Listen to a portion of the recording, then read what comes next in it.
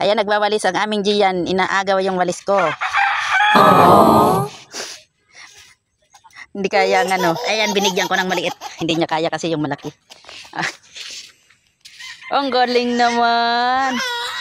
Ano ba yung winawalis mo? Doon, oh. Doon sa may dumi. Oh, yan. Daspanin mo.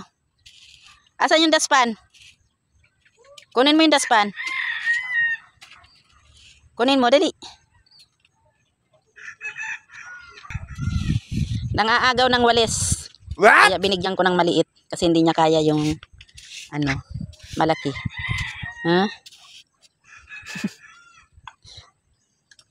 Ayan na, nagduduyan na naman ang aming Gian. Tapos na siya magwalis. Nagduduyan na naman, oh.